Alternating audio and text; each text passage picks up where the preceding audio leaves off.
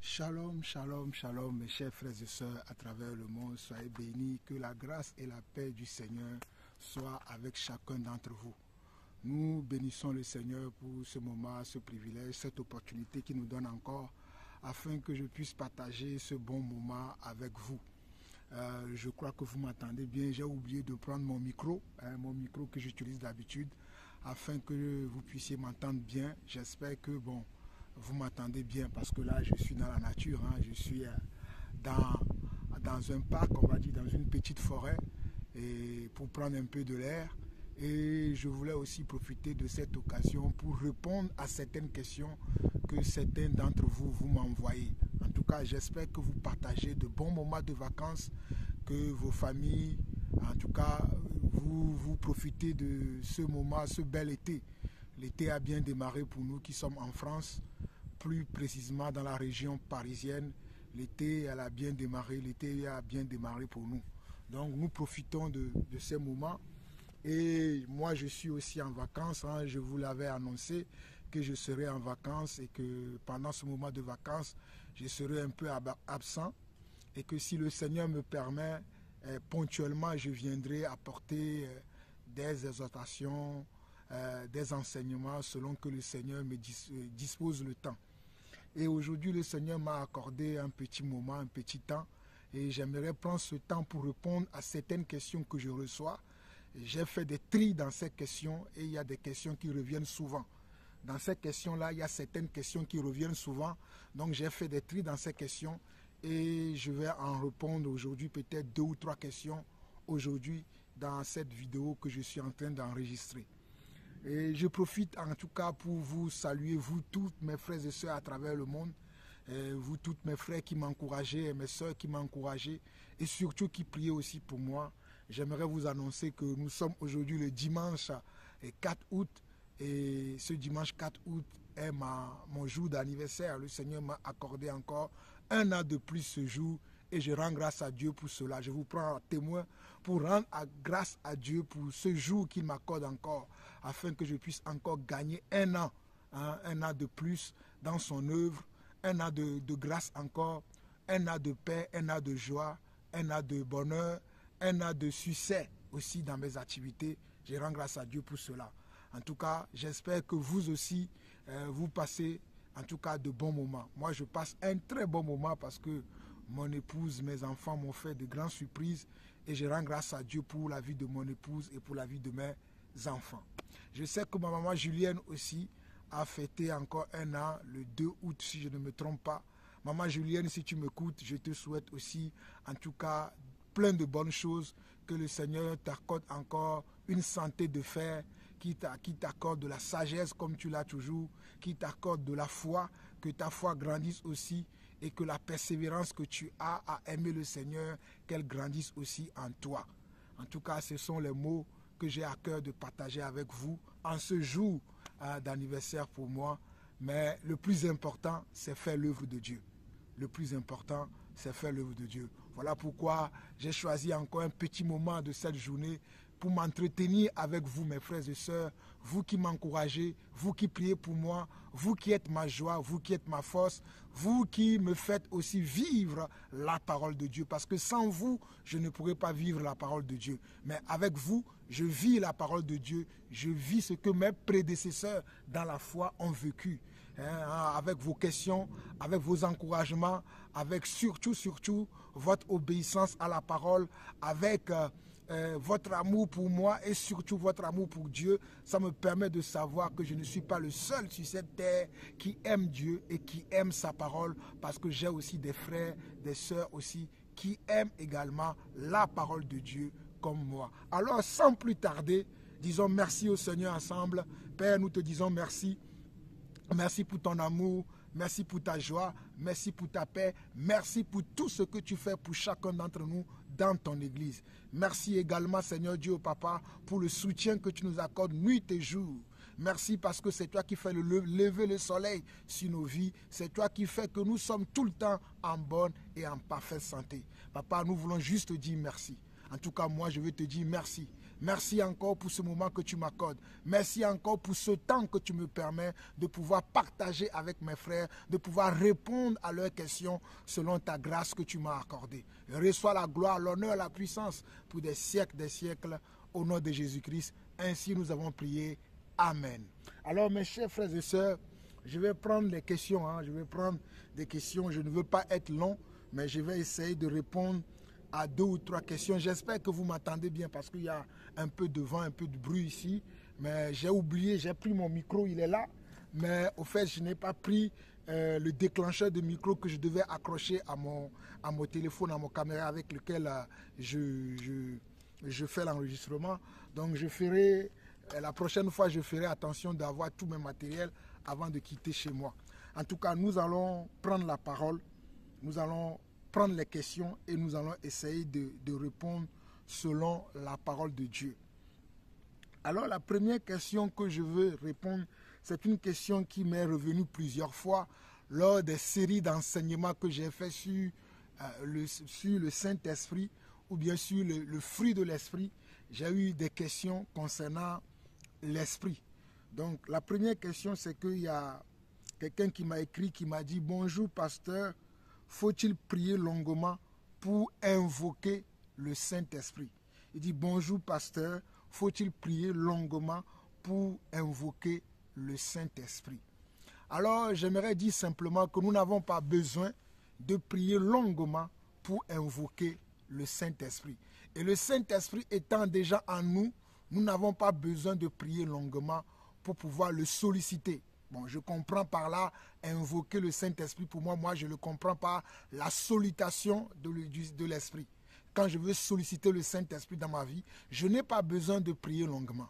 Parce que je suis déjà habité par le Saint-Esprit.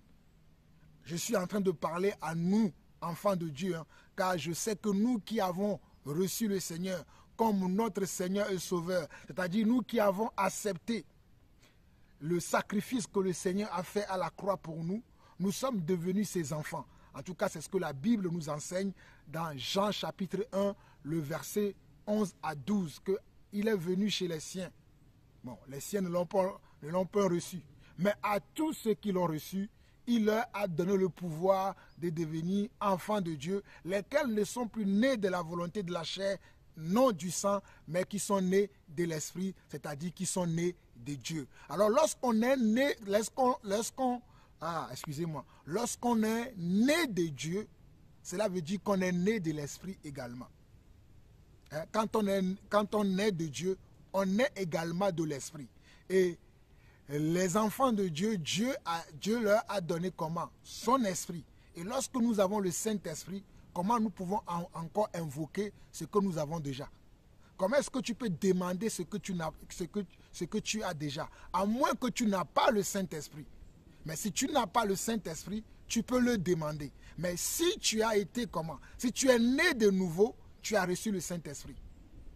Si tu es né de nouveau, tu as reçu le Saint-Esprit et tu ne peux plus l'invoquer. On ne peut pas invoquer le Saint-Esprit parce que le Saint-Esprit, il est à l'intérieur de nous. C'est lui qui nous dirige, c'est lui qui nous conduit, c'est lui qui nous amène à comprendre la volonté de Dieu. C'est lui qui nous enseigne la parole de Dieu. Donc le Saint-Esprit, il est à l'intérieur de nous. Parce que cette question, je l'ai reçue plusieurs fois. Bon, j'ai pris celle-là, mais il y a d'autres questions dans lesquelles les gens... Regardez, je lis sur mon portable les questions. Parce que des fois, les gens me disent, comment je peux savoir si j'ai reçu le Saint-Esprit? D'autres me disent, comment je peux reconnaître que c'est le Saint-Esprit qui me parle? Ou bien d'autres me disent, comment je peux savoir que cette action que j'ai posée, c'est le Saint-Esprit qui m'a amené à le poser? Mes chers frères et sœurs, le Saint-Esprit nous rend témoignage que nous l'avons reçu.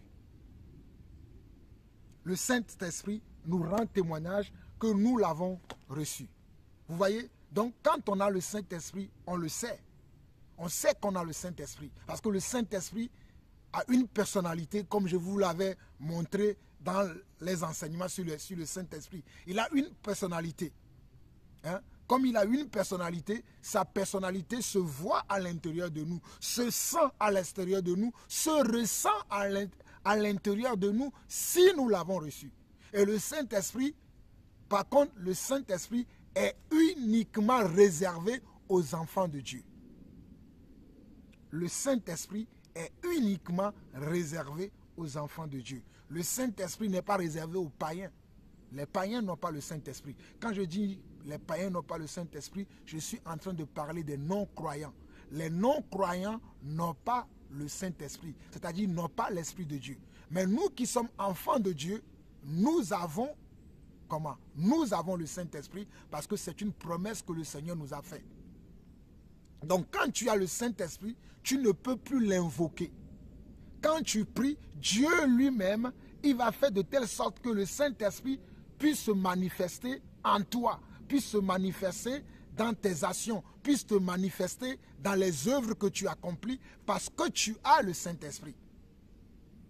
Parce que tu l'as déjà reçu, il est à l'intérieur de toi. Je vais lire 2 ou 3 passages tout à l'heure pour vous montrer clairement selon la parole de Dieu que lorsque le Saint-Esprit est à l'intérieur de nous, nous n'avons plus besoin de l'invoquer. Il se manifeste.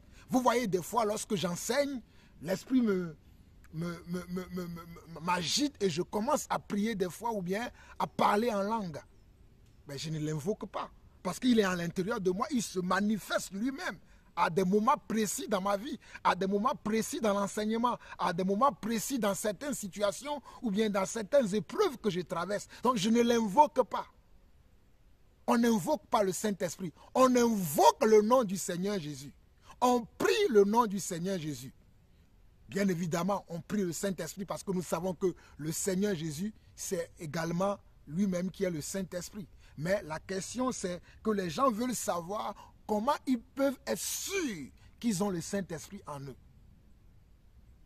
Comme cette sœur-là l'a dit, faut-il prier longuement pour invoquer le Saint-Esprit? Mais non, on n'a pas besoin de prier longuement pour invoquer le Saint-Esprit. Parce que nous sommes l'habitation de l'Esprit.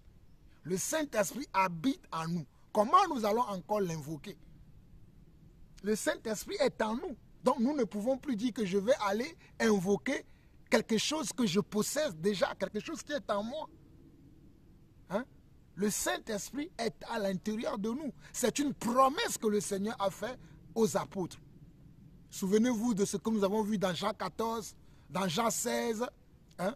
Je ne veux pas revenir sur ces passages, mais souvenez-vous, lorsque je parlais du Saint-Esprit, de la personnalité du Saint-Esprit, nous avons parlé de Jean 14, Jean 15, Jean 16. Hein? Donc le Saint-Esprit est une personne que nous recevons et qui vient habiter à l'intérieur de nous. C'est lui qui est comment? C'est lui qui est l'essence de notre foi, ou bien c'est lui qui est le consolateur, celui qui nous amène tous les jours à marcher dans les voies du Seigneur. Enfin, les mots me manquent pour vous donner des termes précis, mais j'aimerais que vous sachiez, ou bien que vous compreniez que lorsque le Saint-Esprit est à l'intérieur de nous, on n'a pas besoin de l'invoquer. Il est déjà à l'intérieur de nous. Il nous conduit déjà. Il se manifeste dans notre vie. Il nous montre le droit chemin. Il nous enseigne la parole de Dieu. Il nous rappelle la parole de Dieu. Il nous console. Il nous donne la joie. Il nous donne la paix. Il nous donne comment? La douceur. Il nous donne la maîtrise de soi. Il nous donne la bienveillance. Il nous donne quoi? Il nous donne la patience. C'est lui, le Saint-Esprit, qui fait ça à l'intérieur de nous. Donc, le Saint-Esprit est l'Esprit de Dieu ou bien est la présence de Dieu dans l'homme. Le Saint-Esprit est la présence de Dieu dans l'humain, dans l'être humain. Donc ce que tu as déjà, tu ne peux plus l'invoquer. Donc je venais tantôt de vous dire plus clairement que le Saint-Esprit est la présence de Dieu dans l'homme. Puisque Dieu est esprit. Et il se manifeste également par l'esprit. Donc le Saint-Esprit, c'est la présence de Dieu dans l'homme. C'est la présence de Dieu dans l'homme. Voilà pourquoi Jésus a dit à ses apôtres que je ne vous laisserai pas seul. Je ne vous laisserai pas seul, mais je vous enverrai comment? Le Saint-Esprit. Je crois que là où nous sommes arrivés, bon, je vais prendre ma Bible pour lire la parole de Dieu. le Seigneur me fera grâce. Je n'ai pas pris mes lunettes, mais bon, comme je suis dans la nature, Dieu me permettra de bien lire. Prenons la parole. Je vais vous montrer quelques passages pour que vous soyez sûr que vous n'avez pas besoin de prier longtemps pour invoquer le Saint-Esprit, parce que le Saint-Esprit, il est à l'intérieur de vous. Donc, si nous regardons, je vais prendre déjà les promesses de Dieu pour vous expliquer que le Saint-Esprit, il est à l'intérieur de nous. On n'a pas besoin de l'invoquer. Donc, dans Jean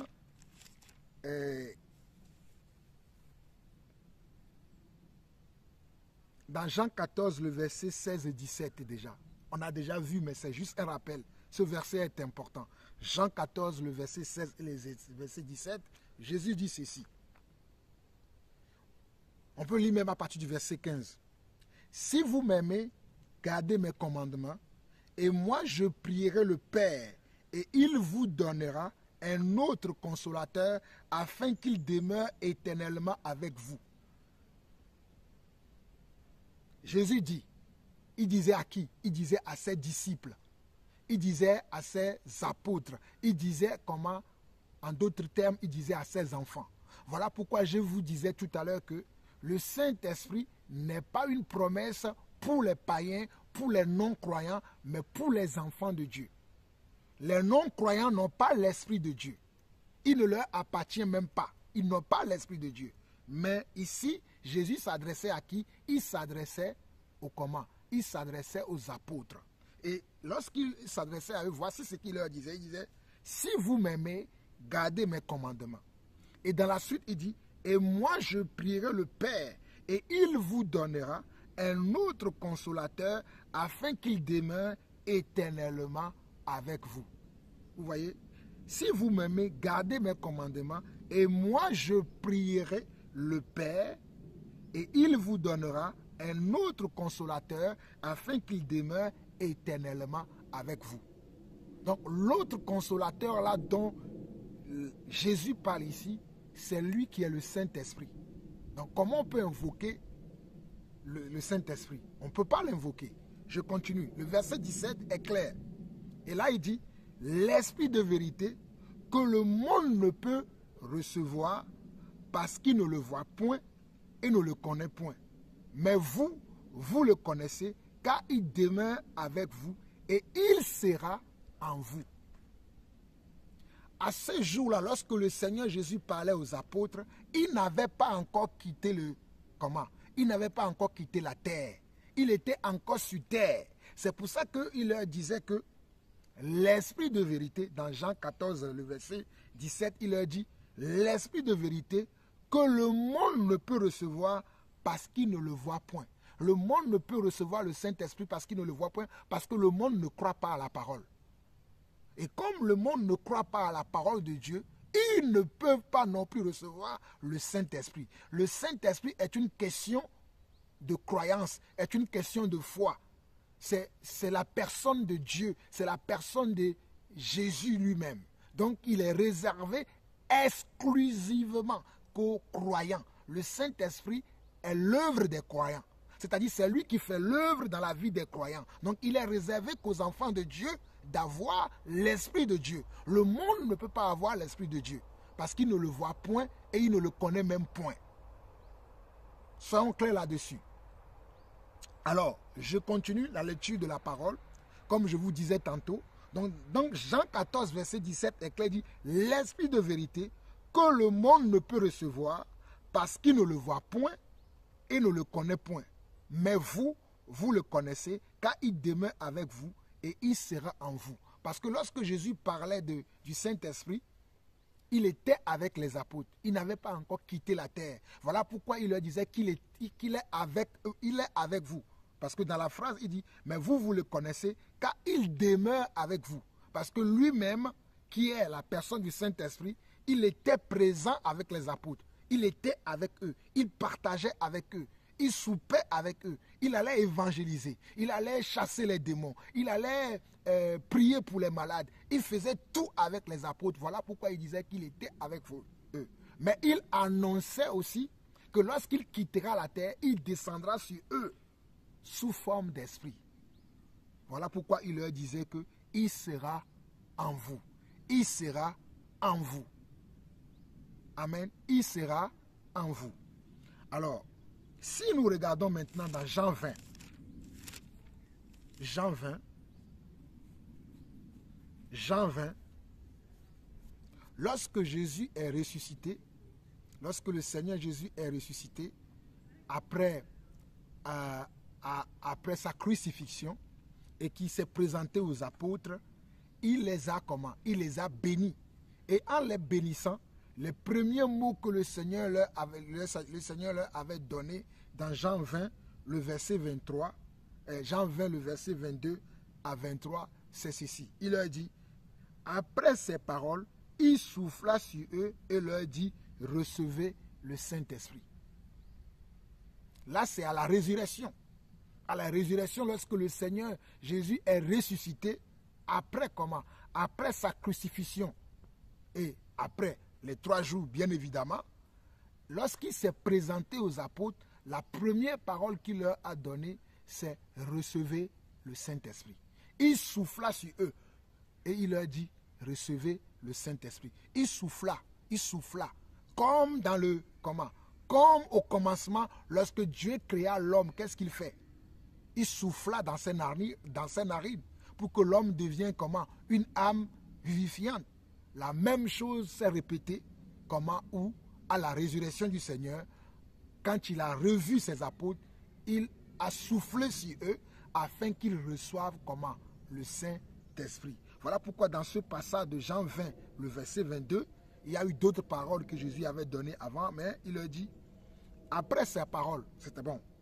Je peux vous lire les paroles que Jésus a données avant pour que vous puissiez saisir correctement ce que le Seigneur disait. Je peux lire à partir du verset 29 de Jean 20, du verset 19 de Jean 20. Jean 20 à partir du verset 19. On nous dit ici que le soir de ce jour qui était le premier jour de la semaine, les portes du lieu où se trouvaient les disciples étaient fermées à cause de la crainte qu'ils avaient des Juifs. Jésus vint, se présenta au milieu d'eux et leur dit, « La paix soit avec vous. » Et quand il eut dit cela, il leur montra ses mains et son côté. Les disciples furent dans la joie en voyant le Seigneur. Ils étaient dans la joie en le voyant. Souvenez-vous de Jean 17 déjà, qui leur annonçait ces choses, que ces choses devaient arriver. Maintenant, les choses qu'il leur avait annoncées d'avance s'accomplissent devant eux. Vers le verset 21, on nous dit, Jésus leur dit de nouveau, « La paix soit avec vous, comme le Père m'a envoyé, moi aussi je vous envoie. Comme le Père m'a envoyé, moi aussi je vous envoie. » Et qu'est-ce qu'il dit à la suite? Il dit, après ces paroles, il souffla sur eux et il leur dit, recevez le Saint-Esprit. Ceux à qui vous pardonnerez les péchés, ils leur seront pardonnés. Et ceux à qui vous les retiendrez, ils leur seront retenus. Mais remarquez bien que ici, Jésus, lorsqu'il est ressuscité, il ne s'est pas adressé au monde. Il s'est adressé à qui? Il s'est adressé à ses comment? À ses suiveurs. Il s'est adressé à ses apôtres. Il s'est adressé à ses disciples, ceux qu'il a choisis, ceux à qui il a enseigné sa parole, ceux à qui il a montré la voie de la vérité, ceux à qui il a montré comment? Le chemin du salut. Voilà pourquoi je disais tout à l'heure que le Saint-Esprit est uniquement réservé comment? Aux enfants de Dieu. Il est exclusivement réservé qu'aux enfants de Dieu, le Saint-Esprit. Voici une preuve ici. Quand Jésus est ressuscité, il s'est premièrement, tout d'abord, il s'est adressé à ses disciples, à ses apôtres, à ses émissaires, à ses envoyés, à ses choisis, à ses élus, ceux avec qui il a enseigné la parole de Dieu. Maintenant, si nous poursuivons, nous allons voir que Jésus a parlé, il a dit, de la même manière que le Père m'a envoyé et que j'étais dans le monde, je vous ai montré le modèle à suivre, je vous ai montré comment vous devez marcher, je vous ai montré tout ce que vous devez savoir. Maintenant, les apôtres aussi vont partir pour aller maintenant faire des autres des enfants de Dieu.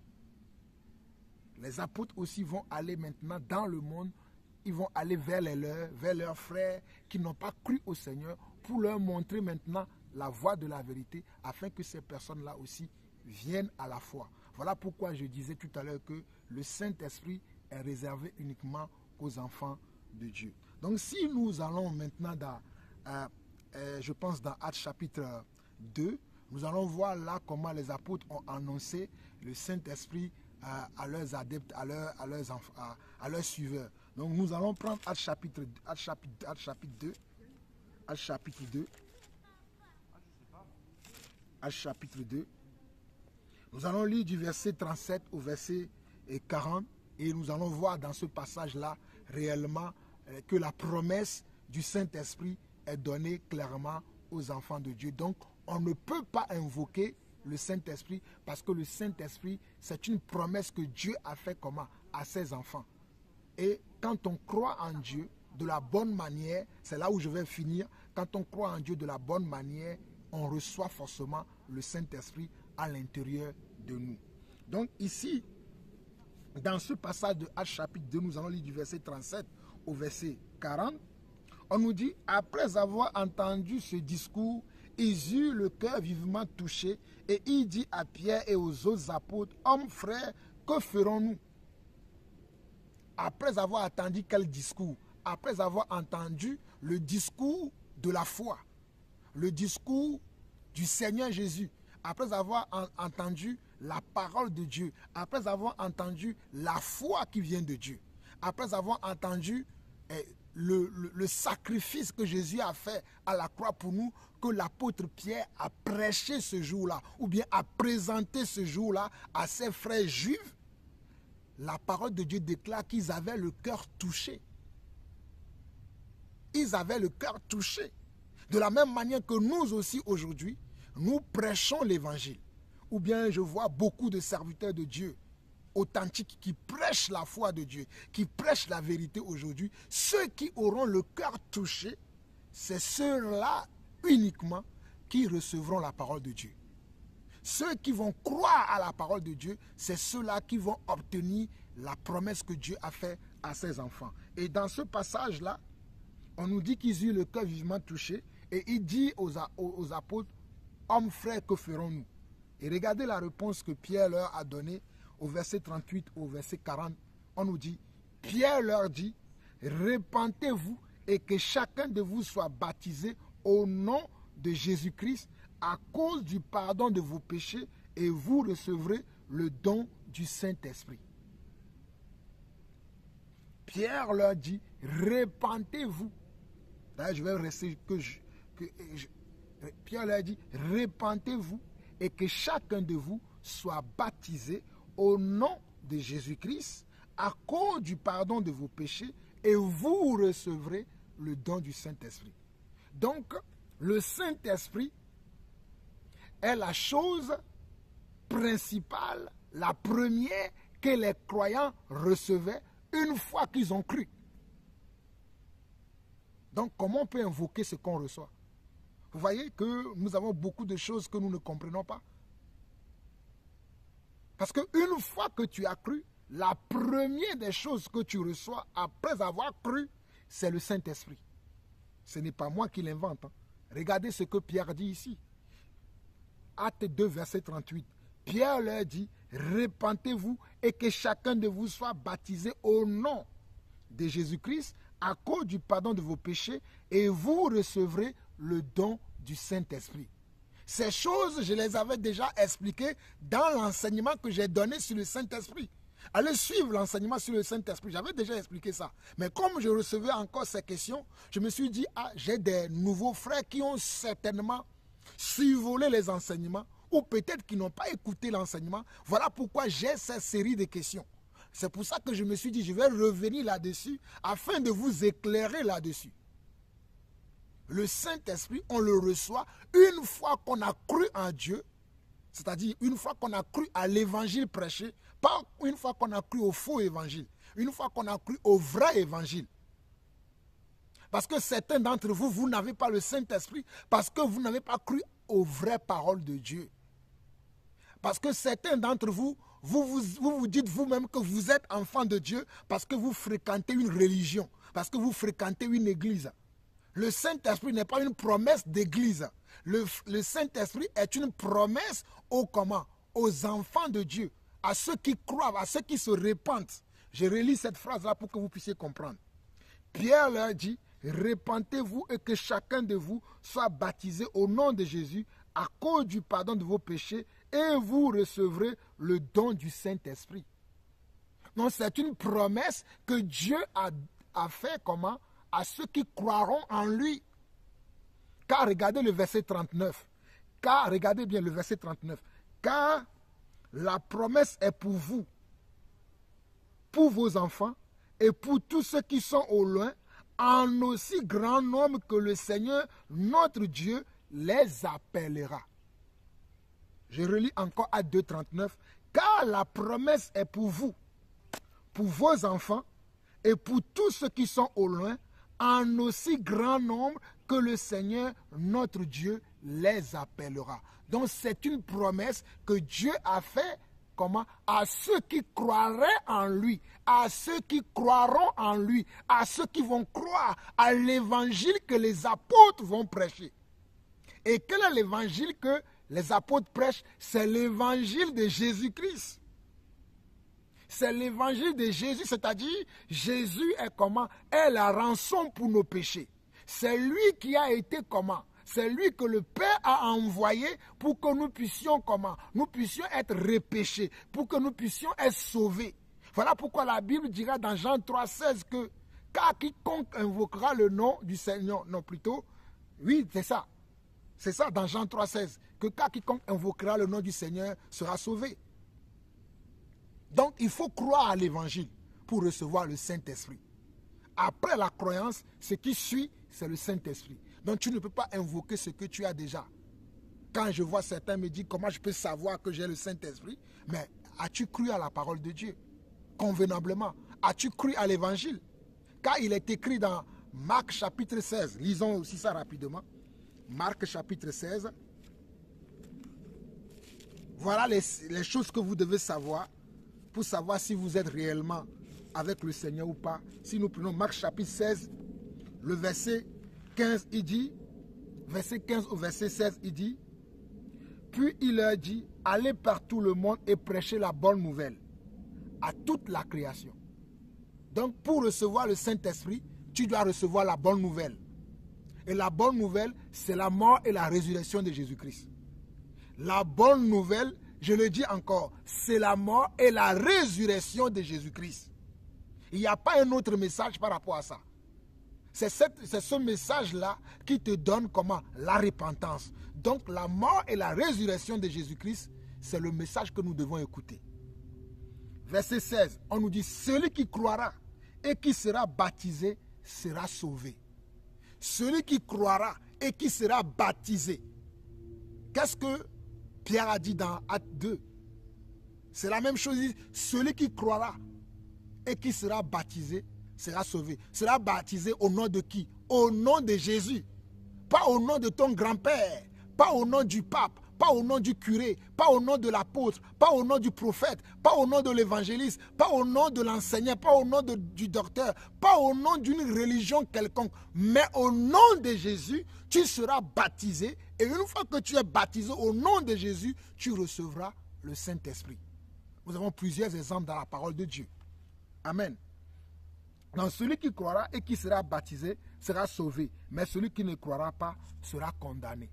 Donc celui qui ne croit pas ne peut pas avoir le Saint-Esprit. Pour avoir le Saint-Esprit, il faut croire à la parole de Dieu. Il faut croire à l'évangile. Quand tu crois à l'évangile, quand tu crois à la parole de Dieu, tu reçois le Saint-Esprit. Donc comment tu peux invoquer ce que tu as déjà? Donc on n'invoque pas le Saint-Esprit, mais on invoque le nom du Seigneur Jésus.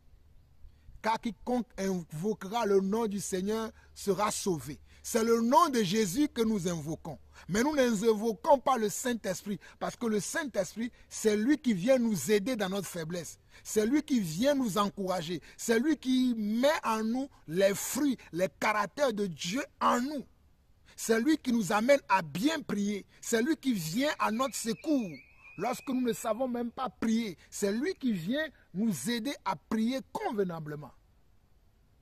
Donc c'est très important que nous comprenions que le Saint-Esprit est une personne. Et il vient à l'intérieur de nous les enfants de Dieu. C'est très important de le comprendre. Donc, si je reviens dans Actes 2, le verset 38 et verset 39, regardez bien ce que la parole dit. Pierre leur dit, repentez-vous et que chacun de vous soit baptisé au nom de Jésus-Christ à cause du pardon de vos péchés et vous recevrez le don du Saint-Esprit. Car la promesse est pour vous, pour vos enfants et pour tous ceux qui sont au loin, en aussi grand nombre que le Seigneur notre Dieu les appellera.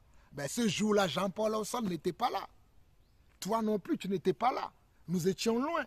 Mais la parole est venue jusqu'à nous de la manière que la parole nous a appelés. C'est la parole qui nous a appelés. Et quand la parole nous a appelés et que nous l'avons accepté, il a fait de nous maintenant des enfants de Dieu. Et lorsque nous devenons des enfants de Dieu, nous ne sommes plus des enfants qui sont nés de la chair, ni du sang, mais nous sommes nés de l'Esprit de Dieu. Donc nous recevons le Saint-Esprit à l'intérieur de nous, comme la promesse que Dieu a faite à ses enfants. Je vais lire rapidement pour vous aussi Jean 1. C'est clair, mais je vais lire rapidement pour vous aussi Jean 1. Jean 1, le verset 10 au verset 13. Jean 1, le verset 10 et le verset 13 dit ceci. Elle était dans le monde et le monde a été fait par elle. Et le monde ne l'a point connue. Elle était dans le monde, fait référence à la parole. Et la parole, nous savons que la parole, c'est également Jésus. Nous savons que la parole, c'est également Dieu. Nous savons que la parole, c'est également l'Esprit. Verset 11. Elle est venue chez les siens et les siens ne l'ont point reçue. Quand elle est venue chez les siens, on fait allusion comment? On fait allusion aux Juifs. On fait allusion aux Israélites qui n'ont pas tous cru au Seigneur. Tous les Israélites n'ont pas cru au Seigneur. Il y en a parmi eux certains qui ont cru. Il y en a d'autres qui n'ont pas cru. C'est la même chose qui se passe aujourd'hui lorsque nous témoignons de Jésus, lorsque nous parlons de Jésus. Il y en a des gens qui croient, il y en a des gens qui ne croient pas. Mais au verset 12, on dit, mais à tous ceux qui l'ont reçu, à tous ceux qui l'ont reçu veut dire à tous ceux qui ont cru en lui. Mais à tous ceux qui l'ont reçu, à ceux qui croient en son nom, à ceux qui croient au nom de Dieu, elle a donné le pouvoir de devenir enfants de Dieu, lesquels sont nés non du sang, ni de la volonté de la chair, ni de la volonté de l'homme, mais de Dieu. Donc ceux qui ont cru en Dieu, c'est ceux-là qui sont devenus enfants de Dieu. Voilà pourquoi si tu n'es pas enfant de Dieu, tu ne peux pas non plus avoir l'Esprit de Dieu. L'Esprit de Dieu, c'est réservé pour les enfants de Dieu. On dit l'Esprit de Dieu. Toi, tu ne veux pas croire à la parole de Dieu, mais tu veux avoir l'Esprit de Dieu. C'est impossible. Pour recevoir l'Esprit de Dieu, il faut d'abord croire à l'Évangile, être baptisé au nom de Jésus et tu recevras le don de Dieu qui est le Saint-Esprit. Il faut croire d'abord. Il faut croire à l'Évangile. Une fois que tu as cru à l'Évangile, on te baptise au nom de Jésus et le Saint-Esprit descendra sur toi. Et le Saint-Esprit viendra sur toi, viendra habiter en toi et tu seras la demeure de Dieu. Alléluia. On peut le voir encore dans un autre passage clairement. Attendez, je vais vous montrer ce passage-là aussi afin que vous puissiez comprendre.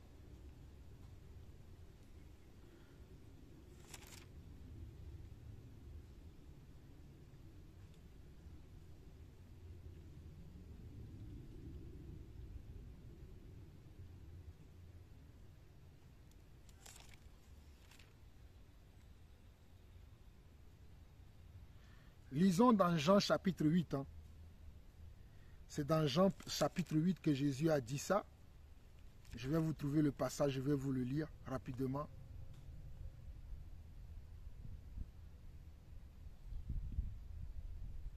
Jean chapitre 8.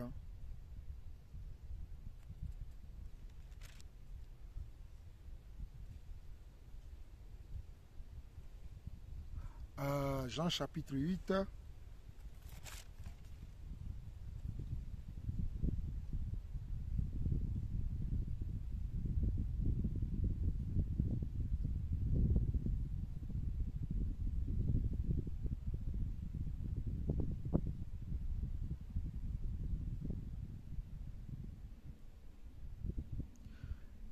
lisons dans Jean chapitre 8, lisons à partir du verset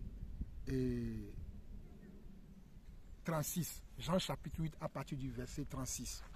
Comme ça, vous allez mieux comprendre que c'est une question de foi, c'est une question de croyance, c'est une question d'acceptation de la parole de Dieu, c'est une question d'acceptation de l'œuvre de Dieu dans la vie de l'être humain.